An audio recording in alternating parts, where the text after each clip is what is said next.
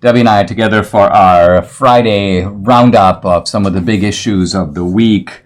And I thought we'd start by talking about, well, the Trump announcement, some of the kind of one-way skirmishing that's gone on between Trump and DeSantis, and of course the left's egging all of that on. And then finally also Mike Pence kind of weighing in. Now, I have a couple of initial thoughts I want to put on the table and then see what, honeys, have you react to them. The first one is I think that the left they have a game here. They hate Trump and they hate DeSantis.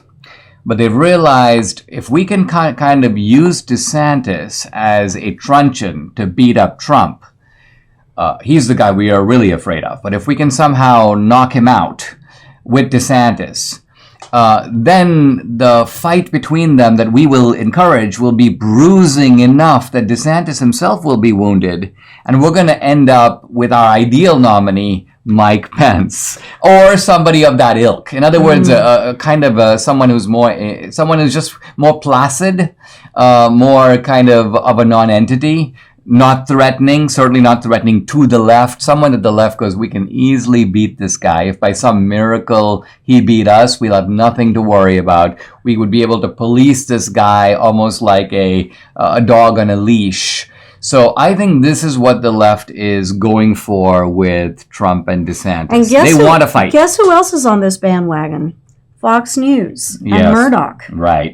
They actually announced that they are going to support DeSantis and not Trump.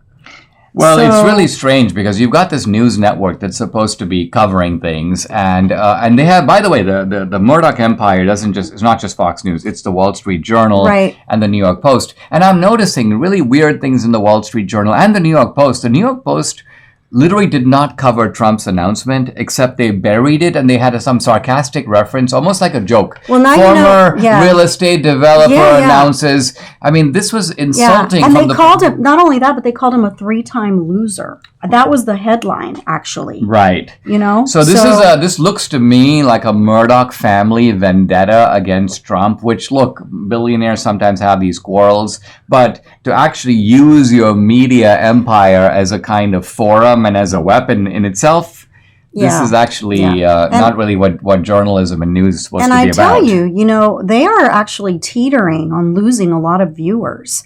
And so if they do this, if they try to do this support, really trying to dismantle the GOP is what they're trying to do. Well, it's not going to bode well for their viewers. They're trying to remake the GOP in their own image. And I think they have an arrogant view of their influence. They sort of think, I mean, just look at the small example of 2,000 Mules, right? I was disappointed when Fox goes, we're not going to talk about 2,000 Mules. But did it hurt 2,000 Mules? 20 million people have seen the movie. The movie got very widely out. In fact, reached an audience that's quite honestly 5 times as bigger than Fox of people who saw that film. So we obviously didn't need Fox. And so I guess to your point, Trump doesn't need Fox. Well, and the Trump base, if they feel that there is a kind of organized, systematic bludgeoning of the guy that they like, in order to get some other guy through, I think people are not going to respond well to that. Yeah, no, they're not. They're not. But now, Pence, you have some thoughts about Pence. Yeah. So I was listening to the interview that he did with Sean Hannity the other day, and the first thing that came to mind is this guy is from another era. He is talking as though we are living in Reagan's America. And, he's just so he's a really nice man, really, really nice, good Christian man. But his instinct is completely wrong in the political arena. I mean, just completely wrong. As you say, they see him as prey, really. And they know that if he were to become president miraculously, that they would just stomp all over him and that they could get their agenda passed no problem. So it's kind of like you have a guy who's like a sweet man and you have, outlaws who surround your ranch and the outlaws make it really clear. They're fiery torches and they're like, we're going to burn this ranch down. We're going to, rape your wife. We're going to kill your kids. We'll torch the whole place and we're going to take it over. And this man is like, I think the people outside, they're misguided.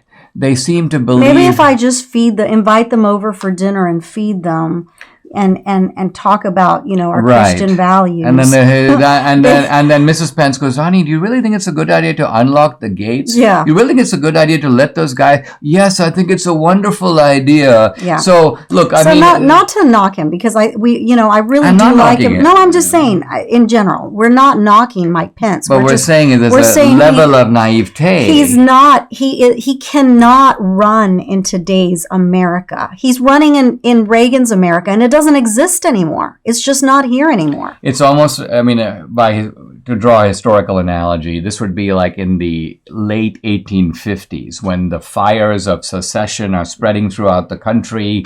The rhetoric is incendiary. A Democrat, Preston Brooks, has taken his cane and beaten a Republican senator in his office.